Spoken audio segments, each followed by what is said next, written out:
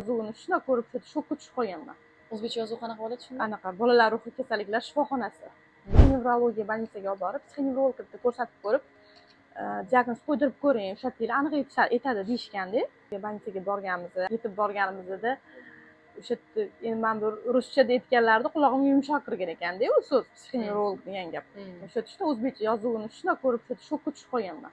O'zbekcha yozuv qanaqa bo'ladi shunda? Anaqa bolalar ruhiy kasalliklar shifoxonasi deb yozilgan ekanda. Endi o'sha yerda shunaqa uchib qolganman. Nahotki men bolam shunaqa bo'lsa, ruhiy kasalmi? Kirganmizda Abdusaka degan doktor bor edilar. Jiyanim bilan o'tiribmiz.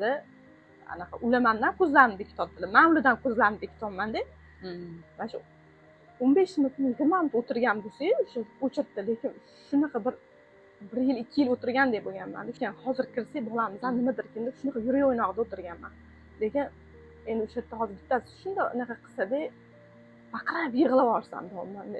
O'sha yerda o'tirgan bolalarni ko'rganman. Endi hozir bolam shunaqa bo'lsa deb keyin kirganmiz-da bu sekonlarga. Ular aytganlar, "Yo'q, bolangiz oddiy задержка речи, развития qo'yib berganlar. Bola просто tili chiqmayapti. Buni oddiy bog'chaga bering. Til chiqib ketadi" deganlar. Bo'ldi deganmiz. Xursand bo'lib chiqqanman o'sha yerdan. Keyin oddiy o'zimizning tarafimizdagi oddiy davlat bog'chasiga berganman. Yanimizdan keyin bola endi 6 oygacha shunda kirardi bog'chaga, eshik tagida koridor bo'ladi-yu, eshikni kiyinadigan joy. O'sha yerda shunda o'tirardi-da.